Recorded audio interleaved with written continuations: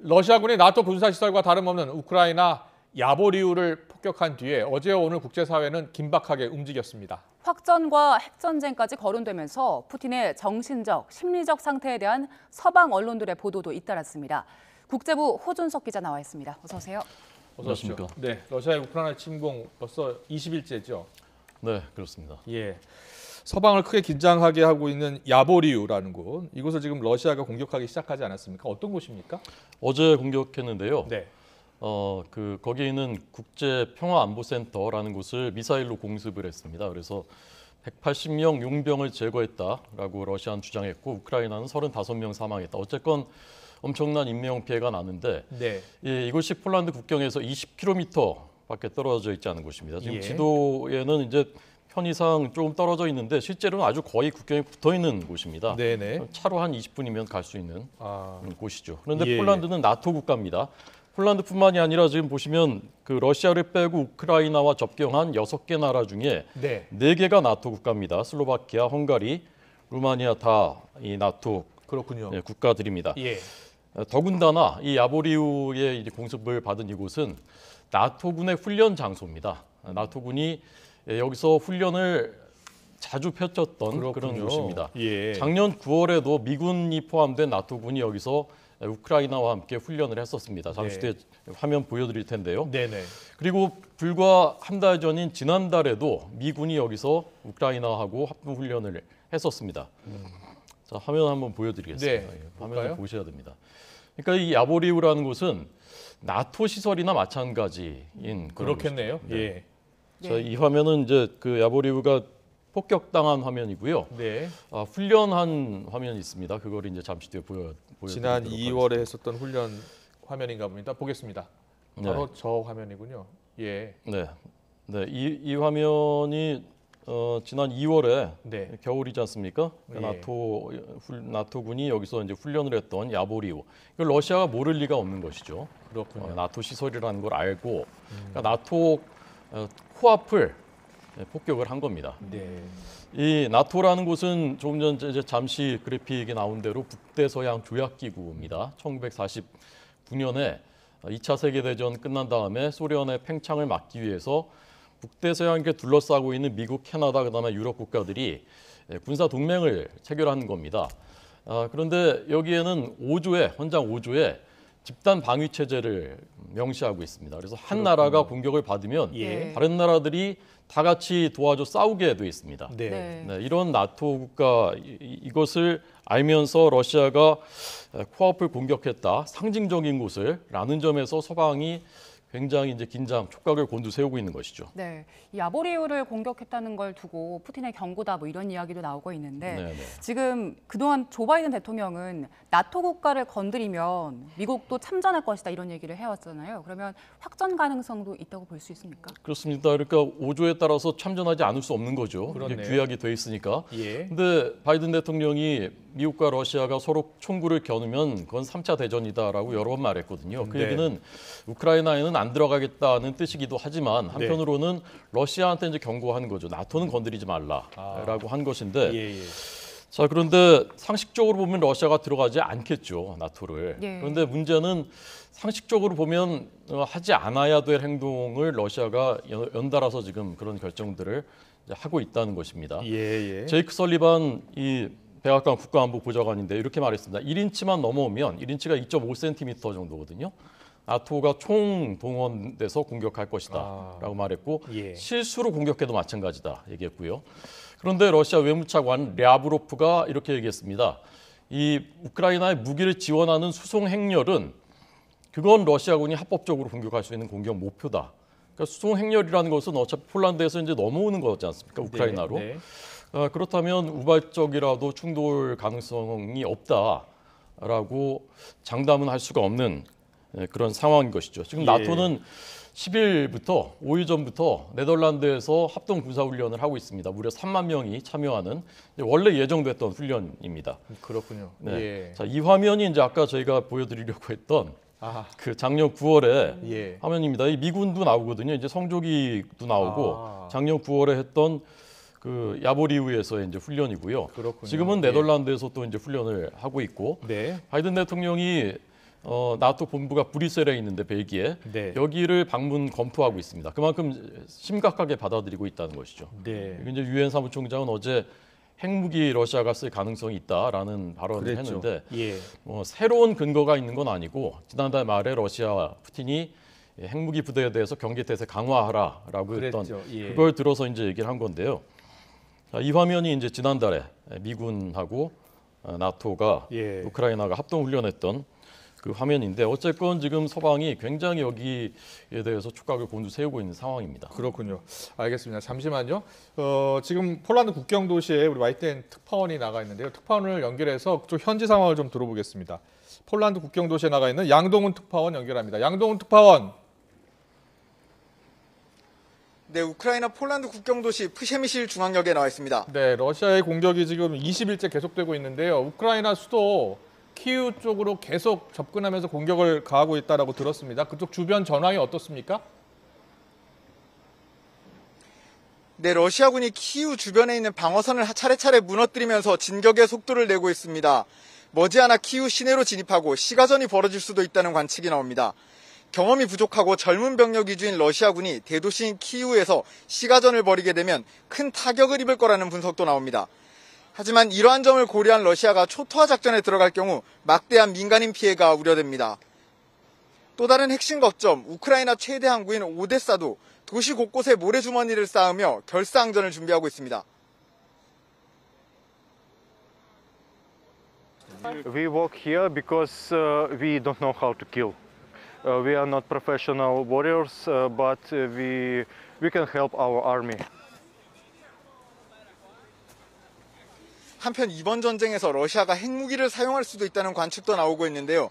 안토니오 구테르스 유엔 사무총장은 러시아 핵무기 운용 부대가 경계태세를 강화하는 모습을 보인다며 이 같은 우려를 드러냈습니다.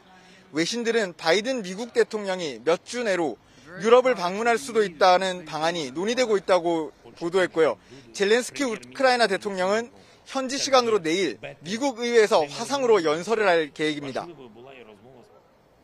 네, 양동훈 특파원 르비오에서 3명의 아들을 데리고 탈출한 교민을 단독으로 만났다고 들었는데 그 가족에게는 어떤 사연이 있었습니까?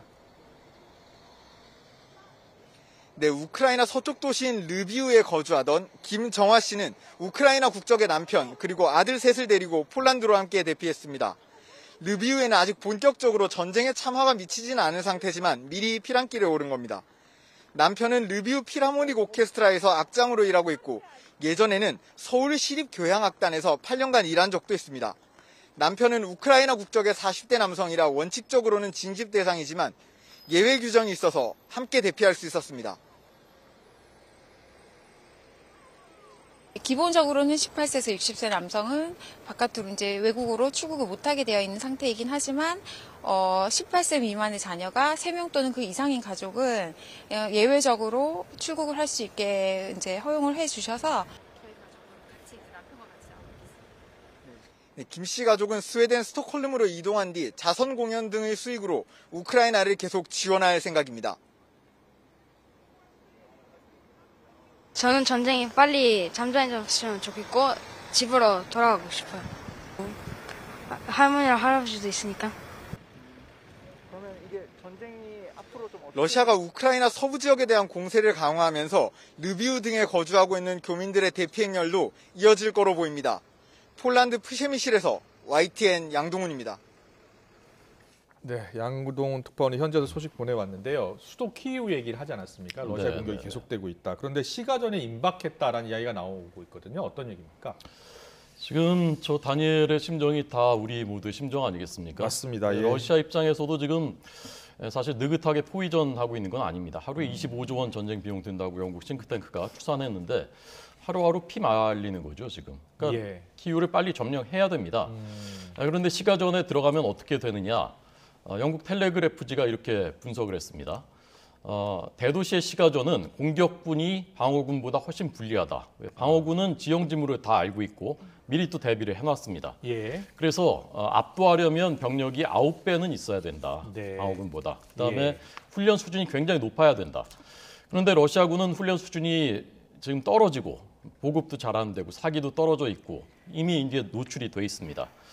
그리고 우크라이나는 서방이 지원해둔 대전차 무기들이 있습니다. 제블린 대전차 미사일 미국 거하고 그다음에 NLAW라는 영국 스웨덴제 이게 잘 활용을 하고 있습니다. 그래서 러시아 탱크, 장갑차, 항공기 한 1,000대 정도를 이미 격파시켰다는 추산이 나오고 있습니다. 네. 그러니까 러시아군이 들어갔을 때 만만치가 않을 것이라는 얘기죠. 그렇군요. 그러면 시가전이 밀리면 러시아가 어떻게 하겠느냐? 선택할 수 있는 것은 미사일, 그다음에 공습을 통해서 도시 전체를 초토화시키는 네. 그런 것입니다. 이것은 전쟁 범죄입니다. 민간인 거주 시설을 폭격하는 것은 국제법에 위반되는 것입니다. 예. 그러나 이미 러시아가 이런 행태를 지금 많이 보이고 있고 마리우폴인가 그 남부 도시는 완전 초토화됐잖아요. 그렇습니다. 민간 예. 시설이 뭐 무차별 공격하고 있거든요. 예. 병원, 유치원 뭐 다 공격을 하고 있습니다. 그리고 체첸 내전 때는 그로즈니 그 수도 그로즈니를 잿더미로 만들었던 전력이 있습니다. 그때도 푸틴이 지휘하고 있을 때입니다. 아. 그때 어린이만 5천 명이 숨졌습니다. 아. 그래서 이제 이런 상황이 발생하면 안 되는데 러시아가 지금 미사일이 떨어져 가고 있다고 하거든요. 예. 여러 군데 분석이 나오고 있는데 그래서 중국에 미사일을 지원 요청했다. 네, 뉴욕타임즈가 그런 보도가 나오고 보도했는데, 있죠. 예. 네, 그걸 이제 비슷한 같은 맥락에서 볼 수 있는 상황인 것 같습니다. 예. 네, 그리고 침공 사태 이후에 푸틴의 정신적인 상태, 심리적인 상태에 대해서 외신들이 꾸준히 보도를 해왔었는데 네. 지금 파악되는 걸로는 어떤 상황입니까? 그러니까 이제 이런 상황들이 이제 계속 반복이 되니까 거기에 이제 자꾸 분석을 하게 되는 거죠. 예. 거기에 주목을 하게 되는 거죠. 근데 어제 사실 이제 4차 협상이 시작될 때 상당히 긍정적인 신호들이 많이 나왔거든요. 근데 성과 없이 일단 이렇게 중단이 됐고 끝난 다음에 그 우크라이나의 포돌리아크 대통령실 고문이 이런 말을 했습니다.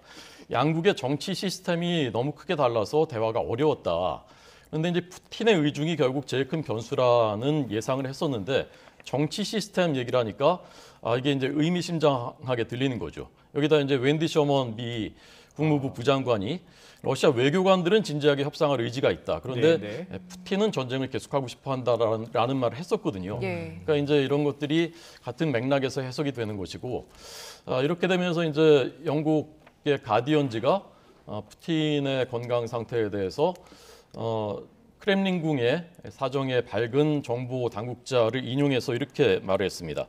제대로 판단을 못하고 편집증적인 행동을 보이는 것이 치매로 인한 뇌질환이나 파킨슨병에 따른 가능성이 크다. 이 정보 당국자가 한 말입니다. 예, 예. 이렇게 분석을 했고 네네. 영국의 데일리 메일은 로이드 분노라는 그 단어를 썼는데요. 이게 예. 스테로이드제를 암 치료 등을 위해서 장기간 복용하면 분노 조절에 좀 문제가 생기고 또 변덕을 부리고 이런 것일 거라는 가능성이 있다는 겁니다. 근데 네. 실제로 이제 푸틴 얼굴을 보면 최근의 얼굴을 보면 네.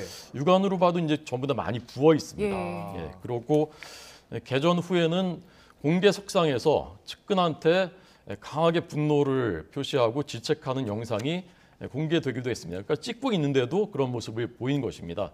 그래서 이런 것들이 좀 불길하게 느껴지는 것이죠. 그렇네요. 이 푸틴 상태가 지금 굉장히 심각한 것 같은데요.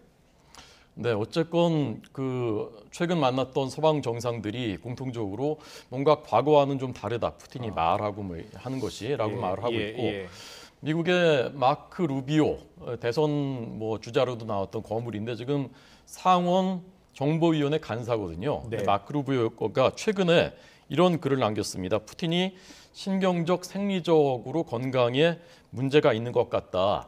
더 이상은 말하지 못한다.